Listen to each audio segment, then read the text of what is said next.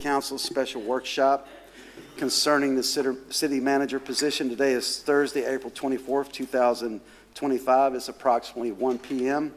We're in the City Hall John Netz Community Wing. If you would, please stand for the Pledge of Allegiance and a short moment of silence. Pledge allegiance to the flag of the United States of America and to the republic for which it stands, one nation, under God, indivisible, with liberty and justice for all.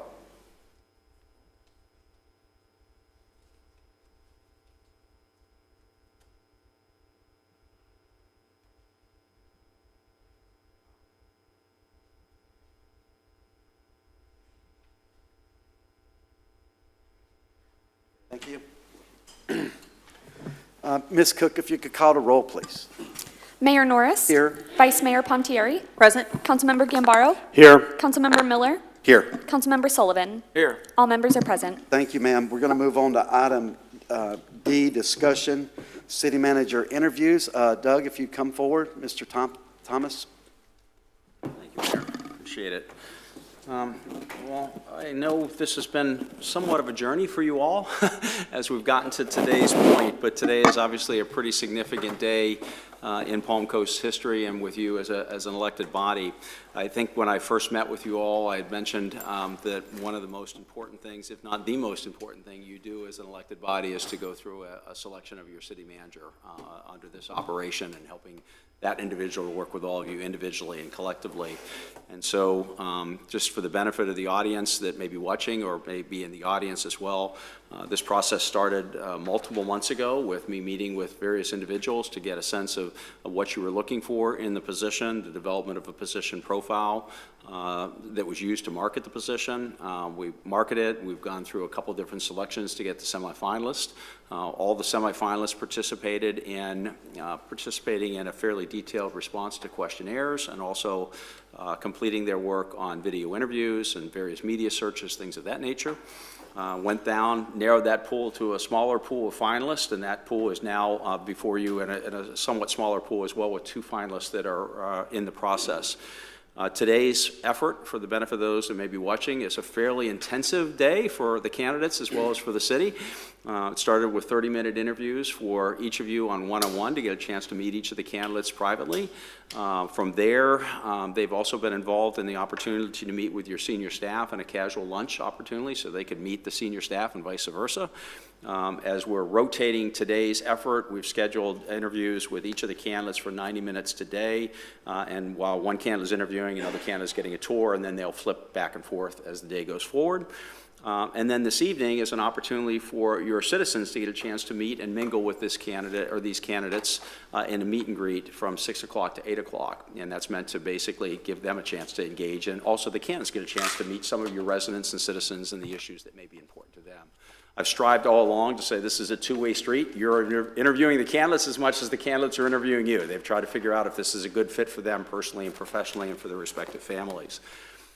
So that being said as a background, the other pieces of information you have now, I've given to the criminal history credit background work has all been completed on both of these candidates. Obviously, there's nothing of a concern there.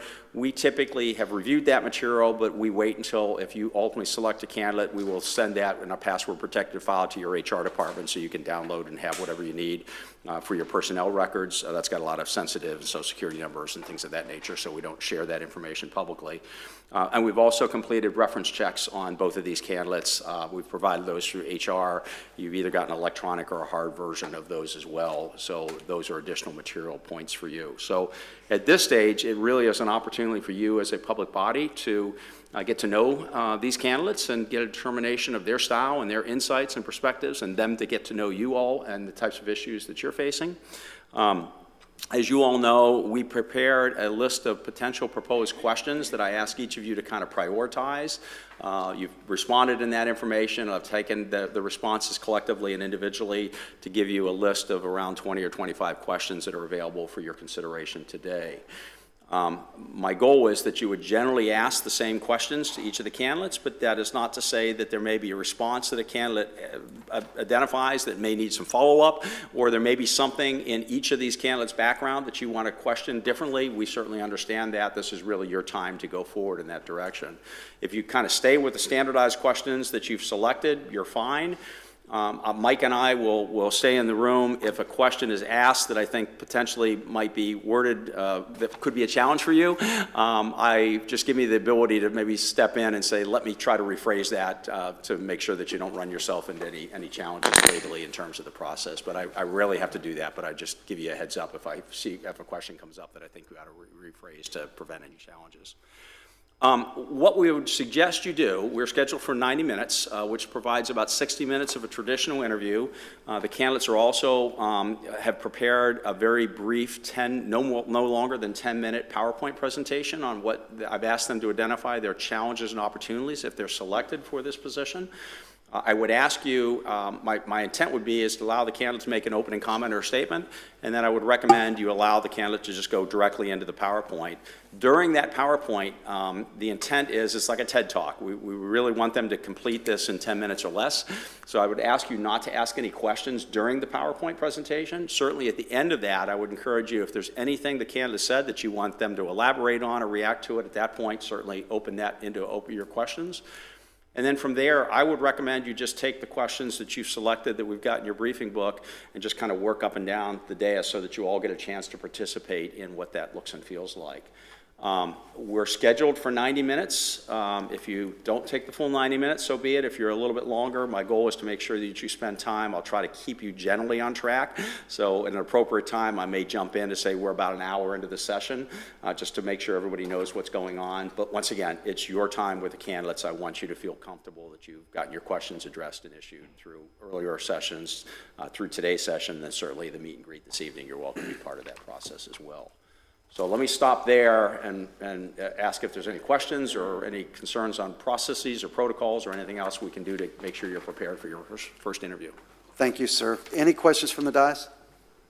None. Okay.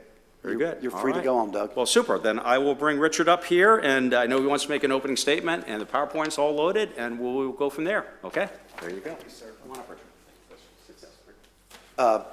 Up front, Richard, thank you for being here, and thank you for bringing yourself and your wife here to interview for the city manager position. I really appreciate it.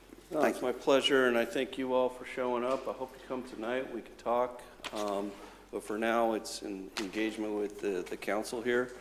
And I want to thank you for this opportunity, Mayor and Council, for being in front of you today and the opportunity to share my first year plan. And with that, if you don't mind, I'll go right into it. Yes, sir. All right, so this is a critical transition period that presents meaningful opportunity to align your priorities. Establish trust between me, yourselves, the community, and the staff, and ensure Palm Coast is in a position to thrive and grow through its complexities. What I'll outline today is not simply a list of tasks to perform, but a focused strategy for building momentum, improving performance, and ensuring we rise to meet our responsibilities with clarity and commitment. If I summarize my approach and what I've learned these past 6 years in local government after a career in the service, it is that I am one who challenges the status quo, professionally and tactfully, engaging staff, leaders alike to convert the complacent, why can't we do this, into how can we maybe make this happen? The transitional first year in city management is a chance to set expectations and demonstrate steady, responsive leadership, and I intend to build trust quickly with both the council and our staff through clear communication, disciplined follow-through, and transparency. Establishing this foundation will be essential as we shape our first municipal budget together, one that reflects the council's priorities and addresses community needs and aligns spending with outcomes. I'll also focus on delivering a few early, visible improvements. These will help us build internal momentum while signaling to the public that we are listening and responsive. At the same time, I recognize that I'll be learning the nuances of Palm Coast politics and the organizational culture, navigating different communication styles, responding to competing priorities, and balancing short-term issues with long-term strategies are common early year challenges. But they are also opportunities to lead with discipline and empathy. Infrastructure is the foundational element of most of your plans. We are entering a period of heavy capital investment with projects that include expanding water and wastewater treatment capacity, stormwater resilience, and technology. These investments are necessary not only to meet demand, but to modernize our systems and better serve residents. Our challenge is twofold. We must improve project delivery while navigating increased regulatory expectations, aging infrastructure and deferred maintenance, and compliance mandates requiring urgency and coordination. I intend to launch both an infrastructure coordination team, but I wrote that a week ago and I found out today there's one existing, so that's good, and a citywide asset management framework, establishing an asset management team. These efforts will ensure that projects are scoped properly, sequenced realistically, and completed efficiently. This is not about paperwork or patchwork. This is about long-term resiliency. No infrastructure plan or service delivery strategy will succeed without strong, empowered workforce. That's why one of my first major steps will be to do a full organizational review, identifying where our structure is aligned, and where there is inefficiencies, where we need additional support and/or training. We'll also introduce performance scorecards that link department work with citywide priorities. I will engage staff directly through regulatory town hall meetings and department walkthroughs. This type of visible presence, two-way leadership, fosters transparency and uncovers challenges early. Of course, the labor market presents its own headwinds. We will continue to face competition for key talent, particularly in technological fields like utilities, public works, and planning. That's why I'll advance a structured succession planning effort to invest in internal talent development. Retention is not just about pay, it's about culture, purpose, and investment in its people.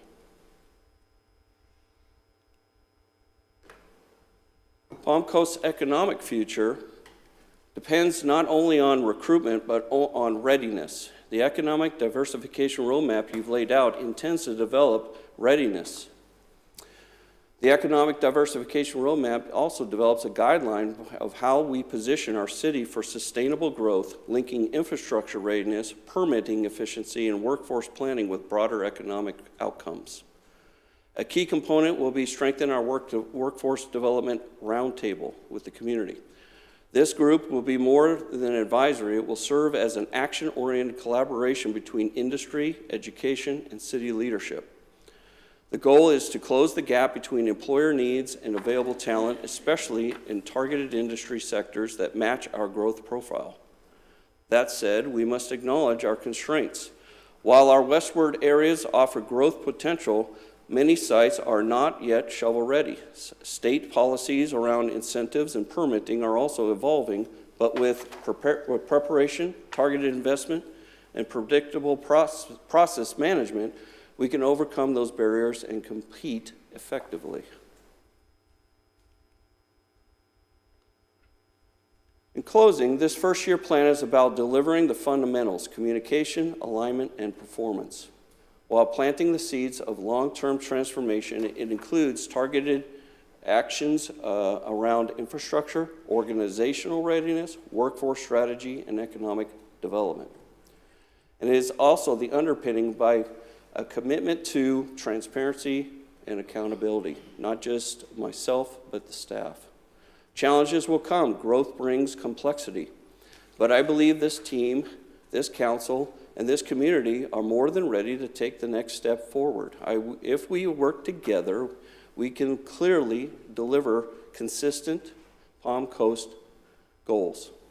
Palm Coast won't just keep up with growth, we will define it.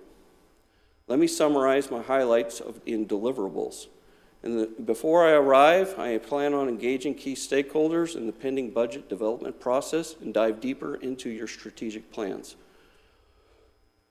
On the first 30 days, I'll engage with the mayor and the council to formulate present and draft performance goals, my goals as well as those of subordinates. Identify organizational readiness assessments, that's an early assessment, and conduct department SWOT analysis.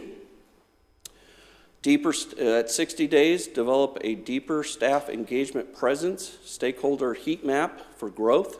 That's a product to identify key avenues for growth and support budget workshops. By 90 days, budget summary and analysis, expansion of infrastructure capacity assessment that I'll be performing, and form an infrastructure coordination and asset management team. Finally, at the mid-year point, establish a community sentiment dashboard, and initiate a Palm Coast listening initiative for myself, engaging with the community. Analyzing fleet management, succession planning, and existing peer benchmark processes while seeking quick wins. Finally, rounding out the year, analyze the ability to establish a smart city innovation lead, improve transparency initiatives, engage or expand workforce development roundtable efforts, and establish conditions for review and alignment, and this is critical, of the future budgets with your Imagine 2050 plan. I thank you for your time and your trust, and I'm ready to get to work. Thank you, sir.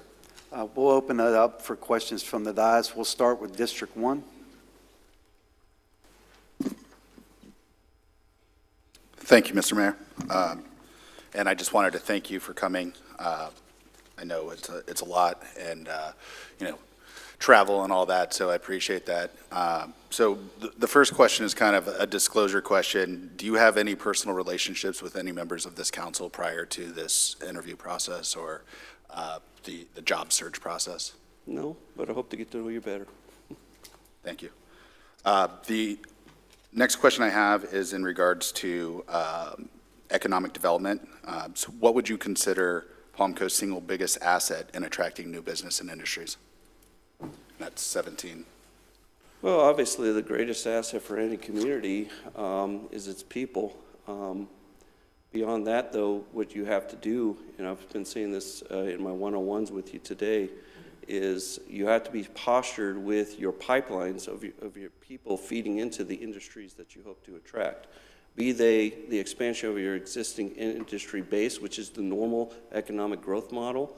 For most, 80% of all economic growth comes from expanding your existing capabilities, but as well as posturing for additional capabilities you've roadmapped in your other plans of creating new capabilities. That's going to come from a mixture of growing it through your own internal pipelines and bringing that talent into the area. Thank you, I appreciate that. Are we bouncing around, or? We'll go with what you just did, 2 questions, and we'll just go down the line. Okay. Ms. Pontieri. Good afternoon, sir. Thank you for this morning and for being here this afternoon. For council's reference, I'm asking question number 24. How do you effectively handle having so many bosses who may sometimes have differing goals and agendas? Yeah, it's lovely when you have one boss, right? But that's not the world we live in here. Many people have many bosses. You got, even if you have one boss at work, you still got, household 6 at home, right? Which is your spouse. And, but that's not an intimidation for me, because what this job is about is fusion of public, staff, and council communication, and making that into a beacon by which you're focusing your attentions.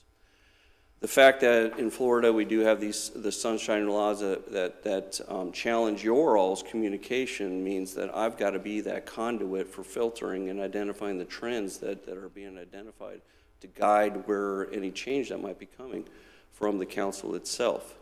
I will treat you as individuals. You're going to have differences of opinion, and how to identify those fusion points for for initiatives that could turn into action. And I relish that idea because the diversity of the opinions is really what brings interest to such a position. It's one thing to take your guidance from a single individual and say, here's my vision, go for it, right? But it's a whole another to start saying, okay, even in environments where that's the case, yes, say you wanted to create some kind of new capability, well, why are you not talking to the subordinates and bringing in their perspectives into your decision-making in order to make a better decision for yourself? Not everybody's going to get what they want, but if they can respect the process by which you are making the decision, and that's transparent, then they may not like the outcome, but they can respect the process by which it was made. Thank you. And to piggyback off of that, and this is number 22, do you have a strategy of helping this council get to consensus to get policies across the finish line, even when there are differences of opinion or we don't agree 100% on every initiative or policy that comes to us? The processes by which I follow and guide how I manage is I try to hold on to the big picture at all times. Spend most of my time holding on to where are we going? Where is this organization headed? But in order to be effective in managing that picture, you've got to be aware of the current environment as well. So if 3 or 4 of you got replaced by someone else and they come in with new direction, and many of you are new, so there might be, that's the dynamic that's playing out here. You have to do a current state assessment. You have to look at the current environment and infuse those new ideas. But at the same time, I'd be working with you 5 to say, where have we said we're going in our strategic documents, that big picture? Let's bring that back to center. If that big picture needs to change, then that's a conversation we need to be having, so that I have clear guidance and direction as to how to turn 600 employees towards that end state. So you're in a constant mode of assessing where is the current environment, but where are we going? And that's a feedback cycle. That's a constant feedback cycle that has to be maintained. You can't just write a plan, put it on the shelf, and then live day to day. That's not how an effective system works. Thank you. Okay, thank you, ma'am. District 3? Yes, Richard, it was nice talking to you this morning, and thanks for being here. And very important job we're looking at filling. So I'm going to start with, in this brochure, the question number 7. Currently, you're the Public Works Director. I want to make sure I've got the title right. Director of Public Works and County Highway Commissioner for Wadsworth County. Number 7 is utilities are going to be really an important part of what's going to happen in the next year and the next few years here in the state. So specifically, please summarize your experience in managing, overseeing utility operations. In reviewing the position profile, a brochure, and the responsibilities of the position, what specific areas do you feel exceptionally strong in, and what aspects of this position will require you to devote more time to master? Is that one question or 2? That's one question. Okay. But it's basically the utility experience and your experience in that area and actual hands-on things that you've been involved with. Yeah. So I have built utilities from scratch in a military setting. So having to build a fixed facility in the middle of a desert out of a tent city that needed to be converted into a more fixed structure. So from no utilities to developing out the entire system was a project that I was assigned at one time in my career with the service. And flash forward a little more near term, I currently manage what Walworth County calls its utility, which it's not. We don't manage wastewater treatment and what have you. We manage the lines themselves that provide our campus, which has a hospital on it as well, and schools and some businesses. The way we're structured is we're considered a utility. We manage the billing of that. We manage the infrastructure, its maintenance, its replacement, pump houses, and those types of things. We do maintain a close relationship with a consortium that's called WALCOMET, Walworth County Municipal Wastewater and Treatment, and they are accountable to our Public Works Committee. Well, that goes through me as a liaison. I don't run their operations, but we provide them with management guidelines and guidance as to how, because the way we're structured as a community up there is, and I've been saying this a few times a day, Wisconsin is a state of 2 large cities and a bunch of small villages, all right? And so they don't have the capacity at the village level to really do their own thing as large scale as a utility. So that's consolidated and it's accountable to the county, but it has its own director. So I don't personally manage a utility as the Public Works Director at this time, but we do manage infrastructure as it relates to the utilities, because I also control the roadways, as the other title I had as the County Highway Commissioner, and most of those utility main lines are running through the highways, and so we try to coordinate their planning and construction timelines with ours so that we're only tearing up a road maybe once. It doesn't always work out that way, but we try to synchronize those infrastructure improvements with our infrastructure improvements. Second question is kind of my question. As you know, tourism, for instance, our 18-mile beach, intercoastal waterway, all our canals and boating that we have in the city are critical to economics and other reasons that people want to live here, quality of life, so on and so forth. So in that area of tourism, attracting people in, because tourism is important where you are now and here, so some ideas about how you would approach that side of the position you're in supporting that overall effort here in the city. Well, you heard me say earlier that you need to expand upon your existing strengths, right, for economic development, and that's where a lot of your efforts are channeled, and I think that would have to be continued to be the state. Otherwise, I think anything else would be disruptive to the community itself. I mean, these people moved here for a reason, right? And it's probably for the culture that was Palm Coast. So preserving that culture while introducing some additional capabilities is essential. Currently, where I live, they have a very non-growth strategy. They want things to stay exactly the way they are for the most part.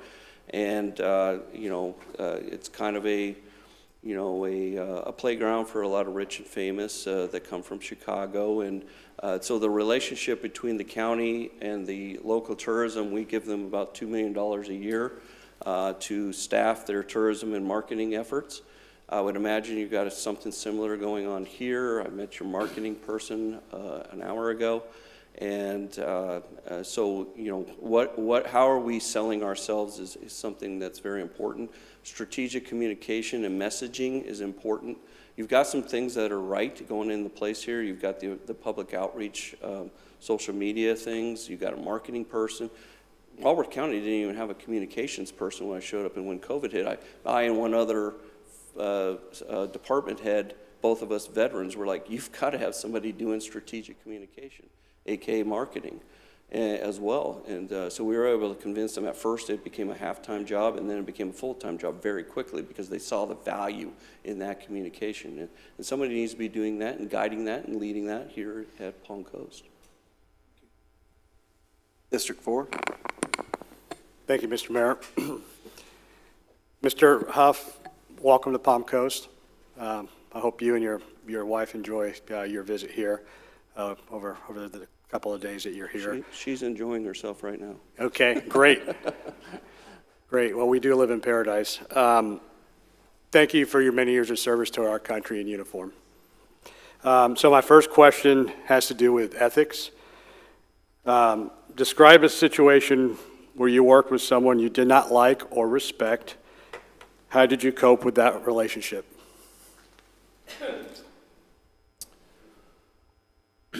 Well, that kind of goes to our conversation earlier. So I worked for a senior commander in the United States Army who was undermining his superior in his daily actions. And it was difficult to watch this because in that organization, orders and command structure mean everything. And this was very blatant action, and the way, you could become a whistleblower or whatever, but in this particular environment, that wouldn't have served very well. So what you do is I still had to respect the chain of command. I took my orders. The whole cycle I talked about, know your environment, and then where are we going as an organization. And that knowing where I'm going with the organization, that vision, is what guided my daily actions. If you don't mind, I'd like to expand that slightly on a story.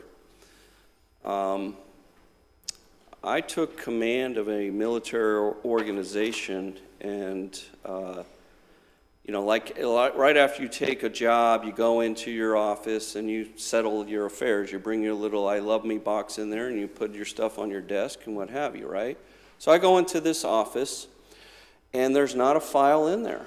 There's nothing in there except one file in a drawer, 1.5 inches thick. Everything else is emptied out. I'm like, this is not usual. At least there's usually some kind of files, right? Well, what was in that 1.5 inch file was a bunch of emails about the second in command of the organization, and it was unacted upon by the previous commander, who should have acted upon this, because what it was clear evidence, speaking of ethics and morals, clear evidence that the second in command was traveling to the 7 locations that this command was doing, soliciting quid pro quo relationships. I called my commanding general, who had just given me the guidon of command a few hours ago, and I said, did you know about this? He says, no, I don't know anything about it. I said, well, Colonel so-and-so. I said, Colonel so-and-so should have done something about this. He said, what do you want to do about it, Rich?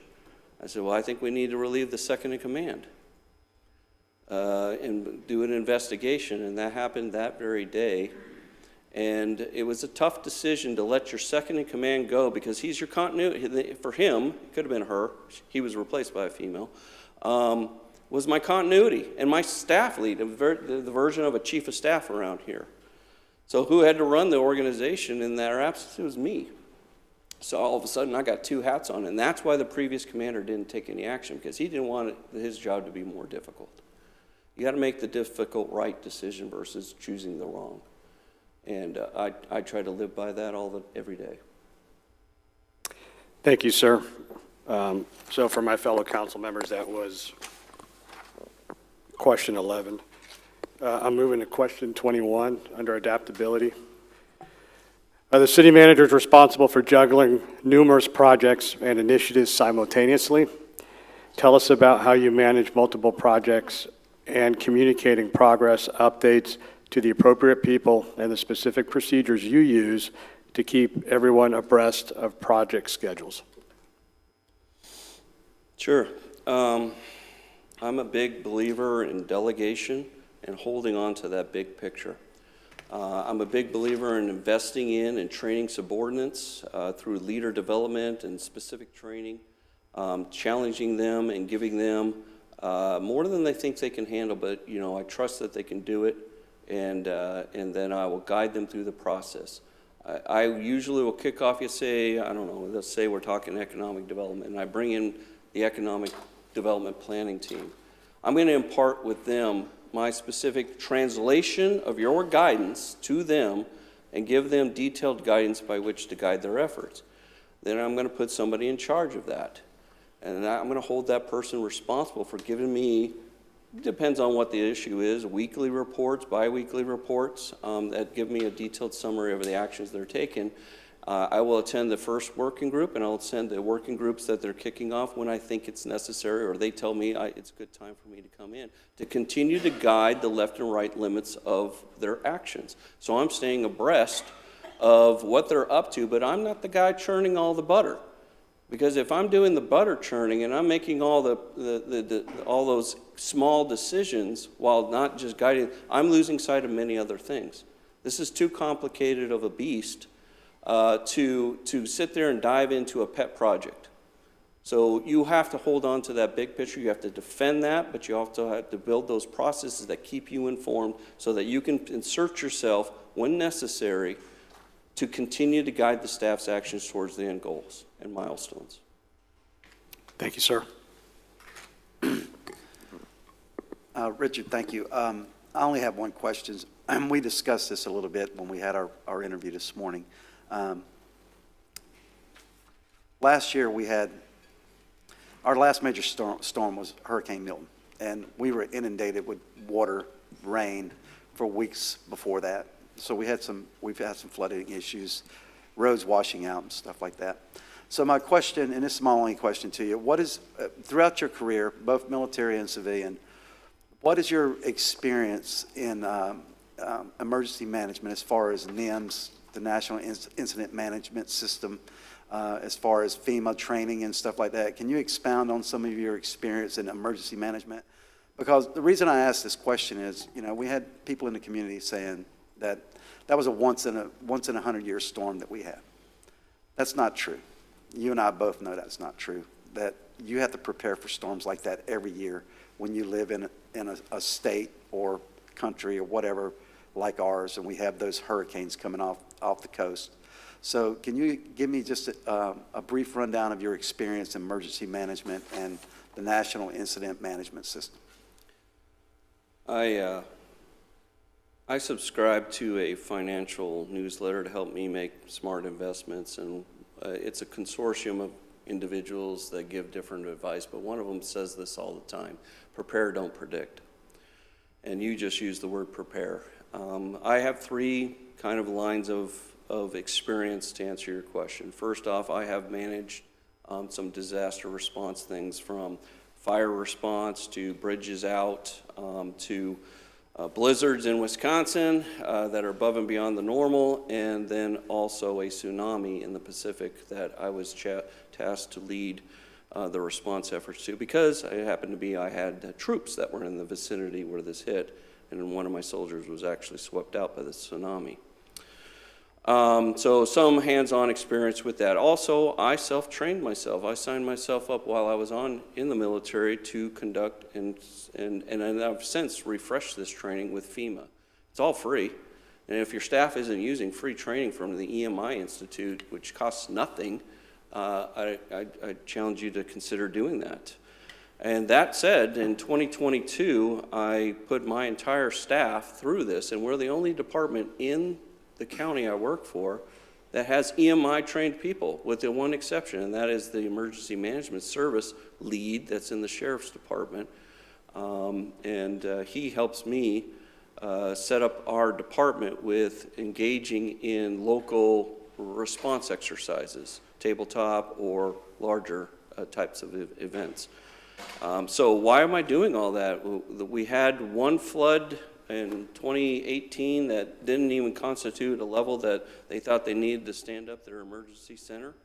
And so Public Works just handled it on their own. But I wrote a detailed after-action report after that occurred, and I said, here's all the things that weren't considered by other departments when we were responding to that, even though it's generally in the Public Works realm of dealing with like debris and road clearing and getting roads back up, what have you. But it was much more than that. There was other things to consider, like in the assessment of it, is like, why are these areas flooding? What are we doing in our zoning plans to consider flood mitigation and prevention? So anybody who's got any kind of training in emergency management knows it's not a response drill, it's a 4-phase drill, from preparation, mitigation to, post cleanup. So beyond the action itself. Okay, do you have any of the advanced courses like HCEP or any of that, any of the advanced certifications? I'll even go further. I'm actually trained in developing large-scale emergency exercises. So you've probably been through HCEP. I've been through all of it. All the advanced levels, okay. Yeah, and I got that from the military because I used to have a job designing large-scale military exercises. And some of those classes are only afforded, so often. There's a couple, I think 8 and 4, that are very few people will pay for that certification. I was just wanting to know your level of training in I that. went from 100 series all the way to 800 series. Okay, and probably HCEP, maybe. It's great courses. Okay, that's the only question I have, Richard. Any follow-up questions from the dais? Any other questions? We can go down another round if you'd like. Go ahead, do you want to go? I mean, you can go if you're ready. Okay, I'll go. So for reference, this is somewhat question number 18. So I've looked in your resume, sir. It looks like the budget that you have had oversight of, $16 million operating budget and 10 to 30 million in annual capital projects. Palm Coast last year, I believe our budget was $452 million, which is quite a big difference, and that's okay. But my question really is, how would you translate what you've been working with to our budget on a much larger scale in being able to continue to provide a high level of services while also keeping costs for our residents low? Part one of the question. Part two of the question, how would you use the current budget that we have to further advance our local economy? The current budget you have, advance your economy. I'll come back to that one.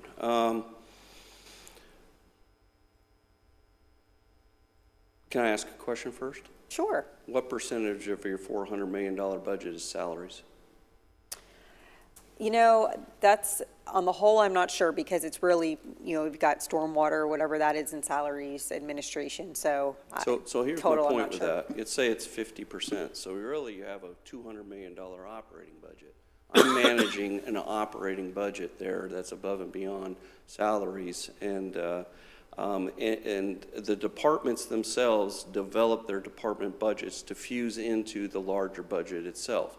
So I'm a part of that process anyways. Also, because I manage all the capital projects, I, unlike my peer department heads, am brought behind closed doors for the development of the final budget, because we're having detailed discussions of how much should go into capital, what capital projects should be expended, and the county administrator makes the ultimate decision as to which ones, but I provide him quite a bit of detail as to the merits of the projects. And in fact, I wrote and developed all the processes by which transformed the capital project for the county, because what it was before was stovepipe submissions right into the finance department, so that every department just kind of fused their own things, and then we walked in and said, here, build this. I'm like, I don't think so. We don't even know if it's estimated correctly, right? So we transformed all that in order to build a validation and merit-based capital planning process. And I'm kind of getting to your second part here with that, but I'll come back to that. The other thing, too, is the largest budget operating I ever dealt with had nothing to do with salaries, and that was $27 million budget, and salaries would have been about a quarter of 250 million. So, but the operating part was what I actually had control over, so salaries exempt. I'm not intimidated by the scale of your budget. It's a matter of managing the priorities, and are they aligned properly inside those department budgets, and are those department budgets just being stovepiped, or are they fused together to find cost efficiencies, to your second point. If this line or this department is doing one thing and competing with the other, we've got to look at our long-term goals and priorities and say where is our racking and stacking of this investment. If economic development and getting into the current environment and saying, hey, I want these capabilities built, and that's in your roadmap and your strategic plans, well, and that's at the top of the prioritization list, that's where the money should be advised by me through the development of that budget to you all as we move forward and put those money into those types of activities. What do you think is the most important thing that we invest in for the sustainability of our city? Infrastructure, wastewater and water infrastructure clearly seems to be, from everything I've read, in my conversations today, it even came up when I got to the infrastructure slide. I only mentioned 3 kind of example projects, and they were all related to your water utilities. So I think that water, and I think, I said this once today, I think Congress messed up. When they started out with ARPA funding, and they've been putting out a lot of money for road improvements lately, they have not been putting enough, they're starting to put some money into bridges, which is good to see, but they did not put enough money, in my opinion, to aging wastewater and water treatment plant infrastructure. And I think that needs to be a all hands on deck effort where we're working with federal, state, and local officials to to improve our funding strategies for that and continue to invest that. It's going to be critical to not only sustaining your existing systems, you got to maintain what you got, right? And I'm a big believer in maintaining what you got, and that has to weigh a certain level before new development. But at the same time, you've got some ambitious growth strategies and plans, and that's going to require utility infrastructure to be built out to get to those aims. Thank you. Any further questions from the dais? I have one. So, question number one, why Palm Coast? Yeah, I've been asked that a few times today. I'll say there's 4 things that are motivating me, 2 personal, 2 professional. One, I have always been interested in the executive leadership of a local government entity, be that a county or a city. So that's the background, but the specific locations has come down to the type of community that I want to be in. My wife just turned 50, and I'm in my early 50s, and where do we want to be? We want to be, this is a personal one, my wife is from the South. We just had a grandchild that's in the South, and my sister now has been living in this state for a while, so we obviously have been looking for opportunities down in this vicinity. The type of community I really want to work for is a medium-sized city or a medium-sized county. 50 to 150,000, that's the kind of community that provides the amount of services and the capabilities that we enjoy and that I would love to be a part of as a leader, manager of that organization and that community. And also, you know, we're talking about, okay, lakes, mountains, or ocean. You know, and so Palm Coast hits that one as a personal one. And then lastly, I was looking for a community that is talking about modernization. So when I read your strategies for new kind of economic capabilities, I think I have something to offer there. One of the jobs that I've had in the service was to talk about how to modernize the Army and make it quicker at procuring new kinds of capabilities. And my specific job was, I was titled as a senior fellow, was to fly around the country and go to centers of excellence or innovation, as they might have been calling themselves, for these capabilities, talk to researchers, talk to doctors at universities, talk to industrialists about how they were producing things that were going out to market. And I see that you have some of your interests aligned with these as well, and I think that we can work together to identify who and how we can approach this, not necessarily to become a center of excellence, that is the center of mass for a particular thing, it's a artificial intelligence, but to become, you know, a satellite capability of those areas that feeds into that network. I think you have the potential for that because of you're in close proximity to some universities. You've got 2.5 million citizens in this vicinity, just north or east or west or south of you here, not so much east, and that creates a fusion hub potentially to feed into the spikes of these other communities. So there's potential there. You've got a lot of things going for you, and I think that you can turn some aspirations into a reality. Thank you. Thank you. Yes, sir. Go right ahead. I didn't want to let this go by without mentioning public safety and security, because in reality, that still is our number one issue when we start to look at the city, to make sure we have that.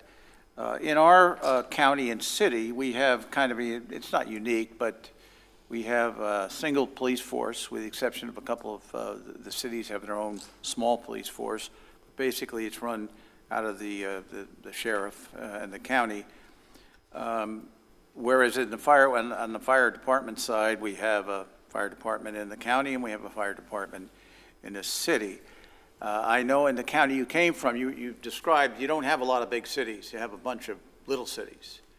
So I do think that's going to be something that you'll have to look at and understand. So maybe compare what you see here versus how it works where you are in your county in Wisconsin. Sure.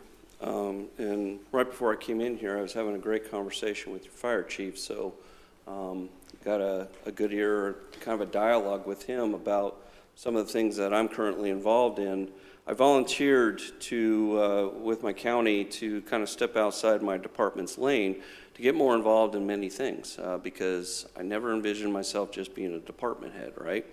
So I've asked to volunteer with many things, housing initiatives, economic development initiatives, but one that I'm currently engaged on is EMT services, as well as emergency management or emergency fire service. So I'm talking to all these local fire chiefs in these 28 communities, but about 16 have their own fire departments of different flavors. Full-time staff versus as much as full volunteer fire departments. So you got a mix there, and the real challenge that's going on currently, and this is nationwide, is the inability to meet EMT and fire response times as laid out by regulations for state or federal. And so we're working towards identifying how to improve that to include as much as potentially consolidating and providing county funding towards not necessarily running their departments, but maybe augmenting training as well as buying some more expensive equipment that maybe some of these smaller communities couldn't afford on their own. So committing to procurement of some of those assets and put them in kind of a shared status. Because we have 3 dispatch centers in the county, and one of the larger projects that we're currently managing, we're putting $25 million into a new communications infrastructure throughout the county, more modern capability that gets rid of a lot of gap areas in our line of sight communications towers that we currently have. And so that's a project Public Works is doing in support of these, and then we're fielding all new radios to support that, to include fielding them to the communities that need this new, where we're providing as much as 60% of the costs towards their new radio systems themselves. But we're also studying whether or not to consolidate all the dispatch centers. There's currently one in the city of Whitewater. That's a college town. My son is a police officer in that town. They have their own dispatch center, but it's an economy of scale issue there where they can't really afford it. And then we have Lake Geneva. That's kind of our tourist hub there. They have their own fire and police that are full-time and a dispatch center. But like the same thing, they have some fiscal challenges there that they're reaching out to the county to deal with. So I'm on this committee to look at all of these different issues while addressing particularly EMT's gaps in services, because many of the services are being provided by contract, and those contracts aren't necessarily meeting the service quality that the community expects. Thank you. District 4. Thank you, Mr. Mayor. Mr. Huff, so growth is a big issue in our community, right? We hear about it from our residents every meeting. We discuss it up here at the dais just about every meeting. What strategies would you follow to help Palm Coast address its growth management concerns? Its growth what? Its growth management concerns based on the research you've been able to do.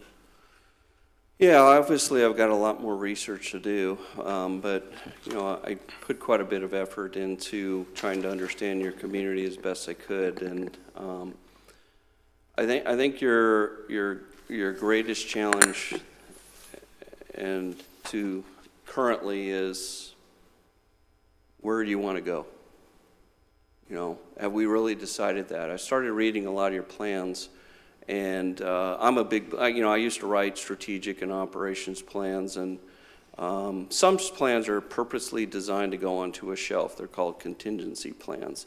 Pull off shelf if the contingency comes along. But generally speaking, in a local government, and I say this all the time where I'm currently at, I don't want to write a plan that ends up on a shelf. Your plans are filled with action words of, we're going to do this, we're going to do this, we're going to do this, and we're going to do this. And I'm sitting there asking myself, I stopped reading one of them. It said so many action words in every paragraph. I'm sitting there saying to myself, are you doing these things?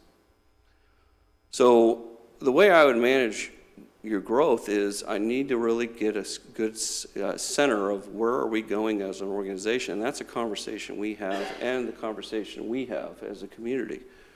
And once that is identified, then I can really start to put the staff towards those efforts and manage it towards your priorities, your prioritization, your sequencing, and not everything sitting there listed in your plans as an action word, because you can't do it all at once. So that was one of the challenges I saw in the existing strategic plans. I think they need to be tightened up a little. Not that I'm saying let's go start rewriting all these plans, but at least defining them better. And I need to get that definition better. Okay, thank you. I have one more question. Sir, given the recent controversies that have occurred in Palm Coast as early as this week, can you tell us why you remain interested in the position of city manager? Every community has its challenges. Every organization has its challenges. Real leadership is ones that, run to the sound of the guns, as they say in the law enforcement and the military, right? The fact that, you have some ongoing challenges in the current environment is not something that intimidates me and somebody with my background. I did see that you had lost some other candidates, perhaps because of they're a little concerned about their sustainability in that environment. If I'm fair with you and you're fair with me, then that would be something that we can overcome the current environment. Thank you, sir. Any further questions from the dais? I have a follow-up question based on one of your answers, if I may, Mr. Mayor. Go right ahead. Thank you. You said that when you're trying to figure out what it is we want and where we're going, you would rely on us as council and staff, and then you reference the community as well, which I find to be very important. When dealing with the community and deciding where it is that they want to go as well, it's my experience that we've got some pretty different ideas from a lot of people in the community. Some very much prefer the small town feel and the fact that this has been a retirement community for quite some time, and really push back against more people coming in and the influx of traffic and all those things. And I think that's a Florida-wide issue. I don't think it's unique to the city of Palm Coast. But then you've got others who say we need to bring in more younger families and a better workforce. How would you balance that in working with this council and staff, balancing those very different type of identities that our community is, this kind of push-pull? What would be your strategy in succeeding in that type of environment? I've been actively searching for my next position, this level of a position, for a couple of years. And as I've gotten to the final stage a couple of times, I've noted that many of my competition, in my opinion, in my observation, want to be your sixth politician. I'm not going to be the sixth politician. However, what I will be is a voice, particularly because of sunshine laws and the strength of them here in Florida, somebody who's probing the community. Now, we can probe the community by those who wonderfully show up at a meeting like this, and that's encouraging that people show up and want to have their voice heard during public statements. But how are you going out into the communities and getting a diverse opinion? That's the other thing I'm looking for in a community. I want to see diversity. I currently live in a place where 95% of the people are white, all right? And that's neither good nor bad. That's just the way it's been for 150 years. But diversity in age and in their backgrounds, where they're coming from, a transient population to some degree. You got a lot of different voices there. How am I going to get in there? I'm going to go talk to families in a family setting, in a residential setting, the schools. Be engaged, have our staff engaged in the schools. I go to high schools all the time in my current one to talk about, and they come to me, by the way, too.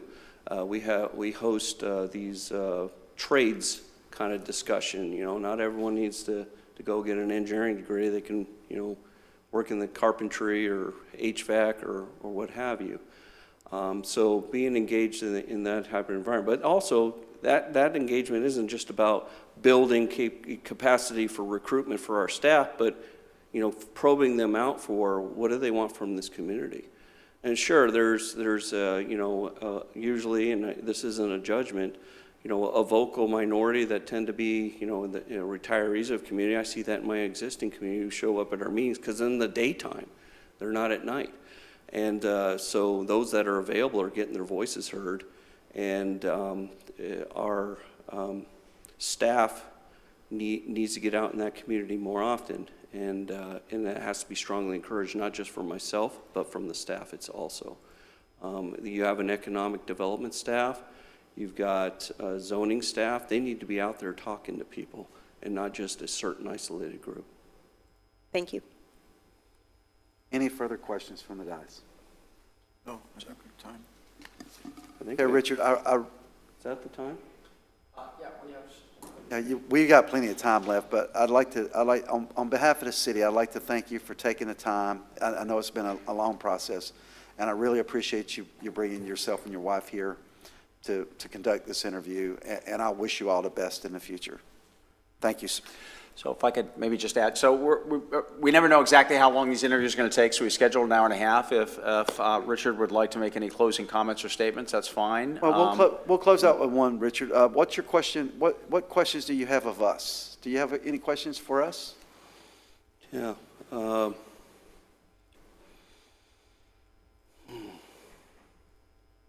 a zillion questions for you. You're a pretty young staff. And I mean that in the sense of how long you've been in your positions. I come from an environment where, because there is no term limits, probably average 20 years in their positions. So you get a lot of complacency. And complacency is a huge thing for me, not just from the staff I manage, but from the organizations I live in. And so the question I have is really two questions there. What is your thoughts on incorporating innovation into your staff via technology? I'll even be more specific, like incorporating artificial intelligence into your staff where it makes sense and where it can be safely employed. And the second part of that would be, and this can be answered separately and by someone separately, do you have concerns with staff complacency and what maybe with those might be centered around? Anyone like to answer those questions? I'll take a shot at it and then give up the floor. So I think those are both great things to explore. We actually have an efficiency audit that we are going to RFP out for right now. So we should have some answers via an external audit as to where we can get efficiencies. And we've been talking about leveraging technology in those efforts. So I think that we're already pretty aligned with that line of thinking. And to your point regarding complacency, that's never a good thing, particularly with a city that is relatively young. So it's not just us that's young, it's the city is relatively young as well. So I think that we're all kind of aligned with the thought that we need to look for ways to be more efficient, economically specifically, and to ensure that we're operating on all cylinders in an efficient way and using technology to our advantage in that manner.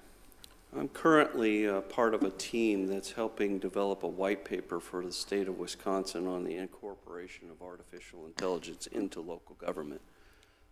So I was kind of selected that because I do challenge the status quo of an environment, be it technological complacency or staff complacency, process complacency. So that's a big thing with me, but I'm also fair with people, all right? So I understand you can only institute so much change. They can only eat the sandwich so fast, right? So, but if we stay true to that aim point, and I'll be patient to get there. If we said we're going to finish this by 26, but it slipped to 27, hey, we're still making progress. You know, if there's some issues there, then okay, we'll deal with those issues. But if it's, you know, circumstances that are understandable as to why we have some slippage on an ambitious timeline, then we can work through that.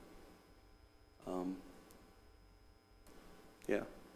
Yeah, so I just wanted to comment in terms of technology and those advancements. I view that as just another form of infrastructure, right? Just like we want to invest in our roads and our stormwater, our utilities, et cetera. Technology is another infrastructure that we need to leverage, especially with it evolving in a way that gives it the potential to have a huge ROI in comparison to some of these capital projects. So I'm fully behind investing in technology to kind of increase or leverage more efficiencies in that way. In terms of complacency, 100% agreed. To me, I would say that hiring and leadership development should be based on who the best person is for the job, and sometimes that's a person that has a different perspective from outside. Sometimes it's growing within, so definitely aligned in that in terms of making sure that we're not kind of growing in silos and never have any experience or perspective from the outside. Just one Go right ahead. I agree that AI and various technologies can help make the system better, but my bottom line on this would be that the solution to complacency is leadership. And I think the technology and all that help, but if you don't have strong leadership and leadership strong enough to inspire the workforce to do their job as best they possibly can is the key. So on complacency, I would say leadership is the key, but leadership also requires you to have the assets to enable the staff and so on, the employees to do their job. So that's where the part of the technology comes in. So I think that the key on complacency is leadership. I agree. Yeah, it's just one of the tools in the toolbox there. Yes, sir, did you have a question? No, just a response to your question, and that's, I've always been of the belief that if you're not innovating in some way, you're not moving forward. Mm-hmm. So I think we both agree there. And as far as complacency, many of us that served on active duty were moved around every 2 to 3 years, and for part of my life, it felt like it was every 6 months. But it keeps you on your toes. It gives you a different experience, and there's a reason for that. And to Councilman Sullivan's point, if we were to select you to serve as our city manager, that'd be a task that we would certainly ask you to look into, because complacency leads to, in my opinion, not being responsive, potentially to a resident's concern. And so, I look forward to, if you are selected, to seeing how you would step in and help us address that. That's all I have, Mr. Mayor. Thank you. All right, Richard, I think that's going to conclude it. I'll say it again, I appreciate you coming and interviewing with us, and I wish you all the best, and I hope you enjoy our city. A lot of us think it's paradise. A lot of us have been here a long time. Mr. Sullivan's been here forever. And I hope if you're selected that you'll enjoy your time here and you'll have some longevity with the city and help us put us on the right course. So again, thank you, sir. Great. And if you'd like to make a closing comment, and we Yes, can go right wrap ahead. up, and I can talk about where we are in the next process, okay? Yeah, I appreciate it. I was able to spend what little time I was here. Got here about noon yesterday and just started driving around.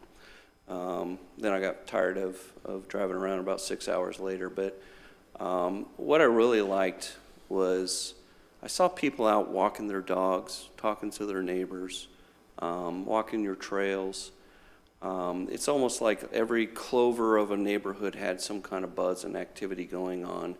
And that was regardless of what time of day I went through into that area. You have some wonderful amenities here. You got a wonderful and beautiful community. I'd love to be a part of it. And I'm sure I can make a difference to not just the council, but to the community and to staff leadership, and providing that vision that is necessary to guide them towards your policy goals and objectives. I've managed large organizations. I'm not intimidated by the tasks and the challenges that would come with this position, regardless of its environment currently or in the future. And yes, I do plan on making wherever I land, probably my last community I'll be residing in. and we would love to be here. So thank you for your time. All right, thank you, sir. Thank you. Thank you very much. Doug, how long do we have before Paul's here? We were scheduled for about 30 minutes we didn't know exactly, we scheduled these for 90 minutes. I've texted to try to find out where other candidate is on the tour to see if we might be able to start at 2:30. So my recommendation would be if you could, I haven't got a response yet, but if you might want to just recess and then, We will adjourn until 2:30 if I have consensus for that. Oh, I'm sorry. We're going to recess until 2:30 and then we'll continue on. sure, and I'll let you know what I've heard if there's any change in that All plan. right, we'll all be in the building or nearby. Thank you, Okay, sir. thank you.